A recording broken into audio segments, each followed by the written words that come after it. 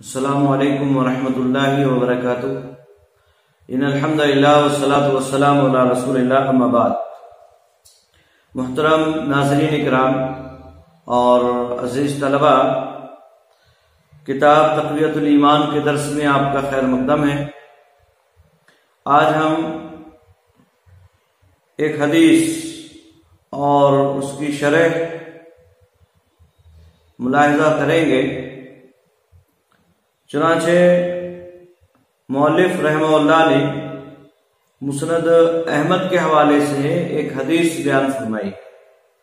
کہتے ہیں اخرجہ احمد عن ابی بن کعب رضی اللہ تعالی عنہ فی تفسیر قول اللہ تعالی عز وجل وَإِذْ أَخَذَ رَبُّكَ مِن بَنِي آدَمَ مِن ظُهُورِهِمْ ذُرِّيَّتَهُمْ الآية قال جمعهم فجعلهم أرواحا ثم صورهم فاستنطقهم فتكلموا ثم أخذ عليهم العهد والميثاق وأشهدهم على أنفسهم ألست بربكم قالوا بلى قال فإني أشهد عليكم السماوات والأرضين السبع وأشهد عليكم اباکم آدم علیہ السلام شہدنا ان تقولوا یوم القیامت انا کنا عن ھذا غافلین لم نعلم بہذا اعلموا انه لا الہ غیری ولا رب غیری فلا تشرکوا بی شیئا وانی سأرسل علیکم رسلی یذکرونکم عہدی ومیثاقی وَأُنزِلُ عَلَيْكُمْ كُتُبِي قَالُوا شَهِدْنَا بِأَنَّكَ رَبُّنَا وَإِلَٰهُنَا لَا رَبَّ لَنَا غَيْرُكَ وَلَا إِلَٰهَ لَنَا غَيْرُكَ۔ مسند احمد میں یہ روایت موجود ہے حضرت ابی بن کعب رضی اللہ تعالیٰ عنہ کی احادیث میں۔ مؤلف رحمہ اللہ نے جو حدیث یہاں بیان فرمائی ہے اس کا ترجمہ کرتے ہیں۔ مشکات کے باب الایمان بالقدر میں لکھا ہے کہ امام احمد نے ذکر کیا کہ ابی بن کعب رضی اللہ تعالیٰ عنہ نے اس آیت کی تفسیر میں کہ وَإِذْ أَخَذَ رَبُّكَ مِن بَنِي آدَمَ إِلَى آخر الآیہ فرمایا کہ اللہ نے اولاد آدم کی اکٹھی کی اور ان کی مثلیں لگائی، پھر ان کی صورت بنائی، پھر ان کو بولنے کی طاقت دی سو وہ بولنے لگے، پھر ان سے قول و عہد لیا اور ان کی جان پر ان سے اقرار کروایا کہ کیا میں نہیں ہوں رب تمہارا؟ بولے کیوں نہیں؟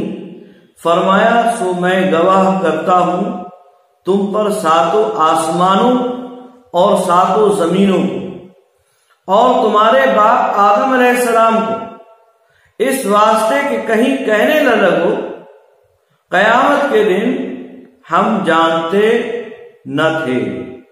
سو جان رکھو کہ بے شک بات یوں ہے کہ نہیں کوئی حاکم سوائے میرے اور مت شریک ٹھہراؤ میرا کوئی، بے شک میں اب بھیجوں گا طرف تمہارے رسول اپنے کہ یاد دلاویں گے تم کو قول و اقرار میرا اور اتاروں گا تم پر کتابیں اپنی۔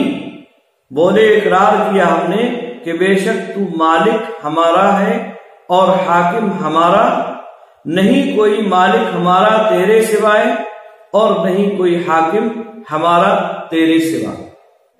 اس میں اس بات کی وضاحت موجود ہے کہ اللہ رب العالمین نے ازل میں جسے عہد الستو بھی کہا جاتا ہے، اس عہد میں جب اللہ رب العالمین نے ابھی انسانوں کو پیدا نہیں کیا تھا، یعنی ان کے جسم اور روح کو نہیں ملایا تھا، ان کی تخلیق کس طرح سے ہونا ہے یہ تو اللہ رب العالمین نے بہت پہلے ہی لکھ دیا تھا۔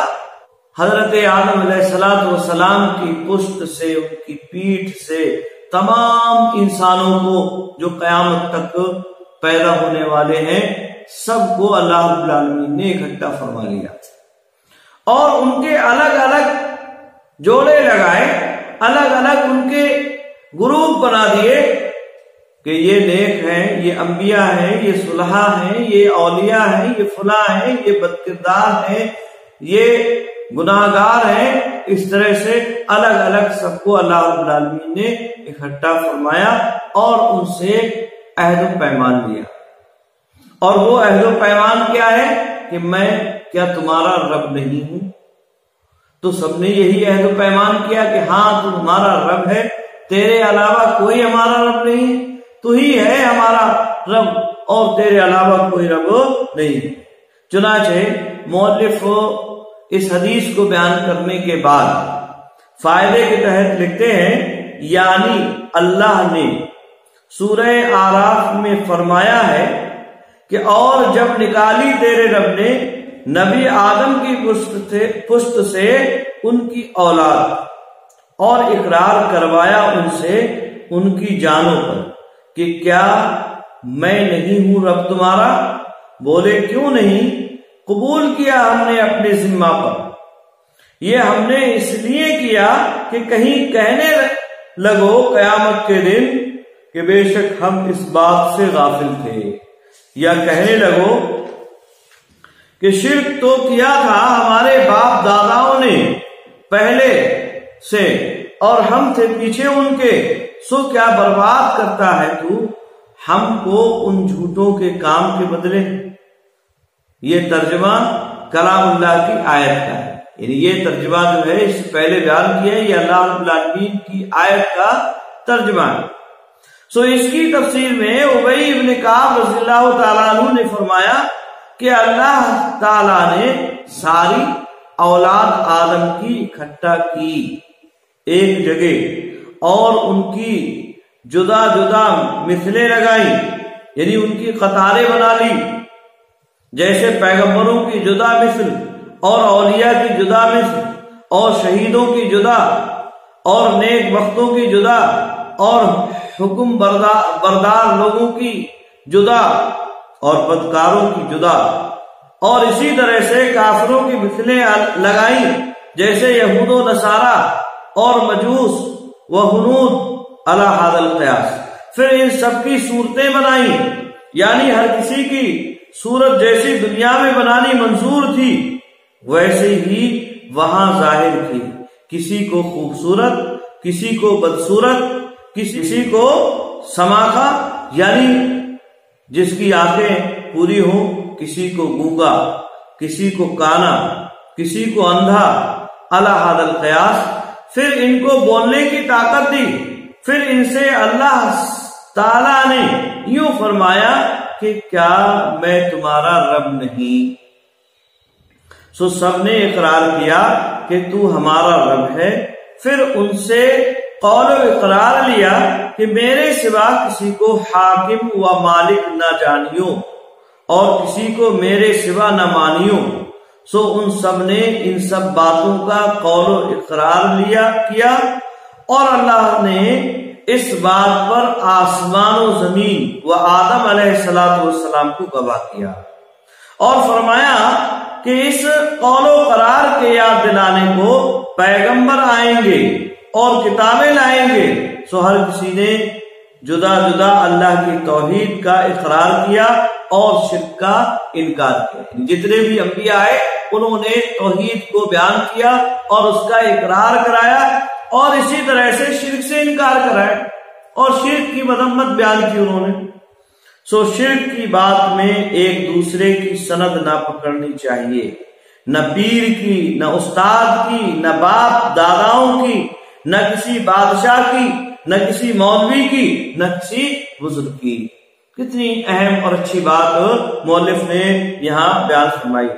اب یہاں ایک خیال کسی کے ذہن میں پیدا ہو سکتا ہے کہ بھئی یہ عہد و پیمان اللہ رب العالمین نے جو لیا تھا وہ ہمیں یاد نہیں ہے عہد و پیمان، تو وہ ہم عہد و پیمان ہمارے کس کام کا؟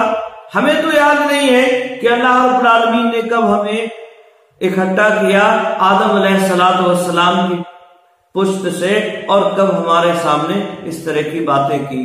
تو یاد رہے یہ ایک خیال ہے جو کہ غلط ہے، اور کیوں غلط ہے اس کی وجہ مؤلف بیان فرماتے ہیں. اور جو کوئی خیال کرے کہ ہم دنیا میں اس بات کو بھول گئے، پھر بھولی بات کی کیا سند ہے، سو یہ خیال غلط ہے. اس واسطے کہ بہت سی باتیں آدمی کو آپ یاد نہیں ہوتی، یعنی خود اسے یاد نہیں ہوتی ہیں، بلکہ کوئی معتبر آدمی اسے یا کئی لوگ اسے بتلاتے ہیں، یقین دلاتے ہیں، تو پھر اسے معلوم ہو جاتا ہے اور وہ یقین کر لیتا ہے. جیسے کسی کو اپنی ماں کے پیٹ سے اپنا پیدا ہونا یاد نہیں، کوئی نہیں جانتا ہے کہ وہ اپنی ماں کے پیٹ سے کس طرح سے پیدا ہوا ہے، پھر لوگوں ہی سے سن کر یقین کرتا ہے. یعنی لوگ بتلاتے ہیں، اس کے گھر کے لوگ بتلاتے ہیں کہ یہ تیری ماں ہے، یہ تیرے باپ ہے، یہ فلاں ہے اور یہ فلاں ہے، اور اپنی ماں ہی کو ماں سمجھتا ہے اور کسی کو ماں نہیں بتا سکتا. پھر اگر کوئی اپنی ماں کا حق ادا نہ کرے اور کسی کو ماں بناوے، دوسری کسی عورت کو ماں بنا لے، تو اس کو سب لوگ برا کہیں گے، سب اس کے لیے یہی کہیں گے یہ بڑا خراب آدمی ہے، اس نے اپنی ماں کے حقوق کو ادا نہیں کیا. اور اب جو وہ جواب دے کہ مجھے تو اپنا پیدا ہونا کچھ یاد نہیں کہ میں اس کو اپنی ماں جانوں، تو سب لوگ اس کو احمق کہیں گے اور بڑا بے ادب. تو جب عوام الناس کے کہنے سے آدمی کو بہت باتوں کا یقین آ جاتا ہے، تو پھر پیغمبروں کی تو بڑی شان ہے. یعنی آدمیوں کے کہنے کے وجہ سے بہت ساری باتیں اسے یاد آ جاتی ہیں. بچپنے میں ہم نے کس طرح سے پڑھائی کی ہے، چھوٹا آ بڑا آ، الف با تا سا، اے بی سی ڈی، یہ پہلے کلاس میں بچے نے کس طرح سے ابتدا کی، یہ اسے نہیں معلوم ہوتا ہے. وہ نہیں جانتا ہے کہ اس استاد سے میں نے سب سے پہلے شروعات کی ہے پڑھائی کی اور کس نے مجھے سب سے پہلے پڑھایا ہے. اس کے ذہن میں نہیں آتی ہے. 3 سال کا یا 4 سال کا بچہ ہے، اس کے ذہن میں یہ ساری باتیں نہیں ہوتی، لیکن اس کے ماں باپ، اس کے آس پڑوس کے جو لوگ ہیں وہ اسے بتلاتے ہیں کہ فلاں صاحب نے فلاں تاریخ کو فلاں دن یہ کتاب جو ہے شروع کرائی تھی اور یہ لکھایا تھا اور یہ ہوا اور وہ ہوا، تب اسے یقین ہو جاتا ہے. تو یہ لوگوں کے بتانے سے اسے یقین کر لینا پڑتا ہے، اور لوگوں کے بتانے سے بہت ساری باتوں کا جب یقین کرنا پڑتا ہے تو پیغمبروں کی بات تو بڑی الگ ہے. تو پیغمبروں کی تو بڑی شان ہے، ان کے خبر دینے سے کیوں کرنا یقین آئے گا؟ کیسے یقین نہیں آئے گا جب پیغمبر کہہ رہے ہیں؟ پیغمبر کہتے ہیں کہ ایسا عہد پیمان اللہ نے لیا، اس بنیاد اس وجہ سے اللہ رب العالمین نے یہاں پیدا کیا ہے انسانوں کہ اس کی عبادت کی جائے، تو اس کا یقین ہونا چاہیے، اس کی بات، ان کی باتوں پر ہمیں عمل کرنا چاہیے. اس حدیث سے معلوم ہوا کہ اصل توحید کا حکم اور شرک کا منع اللہ تعالیٰ نے ہر کسی سے عالم ارواح میں کہہ دیا ہے. یعنی ہر کسی سے اللہ رب العالمین نے عہد و پیمان لے لیا ہے کہ توحید کا حکم، یعنی توحید کا اقرار کریں گے اور شرک سے دور رہیں گے، اور یہ سارا اقرار اللہ رب العالمین نے ہر کسی سے لے لیا ہے. اور سارے پیغمبر اسی کی تاکید کو آئے ہیں اور ساری کتابیں اسی کے بیان میں اتری ہیں. 1,24,000 یعنی ایک ضعیف روایت ہے، اس کی بنیاد پر 1,24,000 یہ بات کہی جاتی ہے. حالانکہ یاد رہے انبیاء علیہ السلام کی تعداد متعین نہیں ہے کہ ان کی تعداد کتنی ہے. اجمالی بات ہے کہ اللہ رب العالمین نے ہر قوم، ہر قبیلے میں نبی اور رسول بھیجے ہیں، لیکن 1,24,000 ہی نبی ہوں ایسی کوئی صحیح بات، صحیح روایات سے ثابت نہیں ہے، البتہ ضعیف روایات اس تعلق سے ہیں. تو 1,00,000 کہتے ہیں مؤلف، تو 1,24,000 پیغمبروں کا فرمانا اور 104 آسمانی किताबों का, 4 किताब आसमानी का है। यहां भी ये भी याद रहे आसमानी किताबें कितनी है, इसके सिलसिले में भी कोई मुतय्यन यानी मोतबर रवायत सही तौर से साबित नहीं है। अलबत्ता 4 आसमानी किताबें जो मशहूर हैं वो हमारे सामने है, उनका जिक्र अल्लाह रब्बुल आलमीन ने कुरान मजीद में जिक्र किया है, और वो तौरात है, ज़बूर है, इंजील है और कुरान मजीद। इसके अलावा भी सूफ़े इब्राहिम और सूफ़े मूसा का जिक्र कुरान में मौजूद है, लेकिन उनकी क्या कैफियत है, वो आज मौजूद है या नहीं है, इसके बारे में हम कुछ नहीं जानते हैं। ऐसे ही यहाँ मौलिफ ने जो 104 किताबें का जिक्र फरमाया है, ये कोई मुतय्यन नहीं है कि ये इतनी ही किताबें हैं, और इसके ताल्लुक से कोई सही रवायत हमारे इल्म के मुताबिक नहीं है। तो कहते हैं इसी एक नुक्ते में है कि तौहीद खूब दुरुस्त कीजिए और शिर्क से बहुत दूर भागिए। ना अल्लाह के सिवा किसी को हाकिम समझिए कि किसी चीज में कुछ तसर्रुफ करता है, न किसी को अपना मालिक ठहराइए कि उससे अपनी कोई मुराद मांगिए और अपनी हाजत उसके पास ले जाइए, क्योंकि अल्लाह रब्बुल आलमीन ही है रब, उसके अलावा कोई दूसरा रब नहीं है। वही है हमारी तमाम जरूरतों को पूरा करने वाला, वही खालिक है, वही मालिक है, और जब वो पैदा करने वाला है, वो रोजी का इंतजाम करने वाला है, तो उसी की इबादत भी होना चाहिए। ये हमें अच्छी तरह से समझ लेना चाहिए। इस बात का हमने अहद व पैमान अल्लाह रब्बुल आलमीन से कर रखा है। तो ये बड़ी अहम बात यहाँ मौलिफ रहमतुल्लाह ने इस हदीस के हवाले से बयान फरमाई। अल्लाह रब्बुल आलमीन हमें इसे समझने की तौफीक अता फरमाए, आमीन। आज के लिए बस इतना ही। अस्सलामु अलैकुम व रहमतुल्लाहि व बरकातुहू।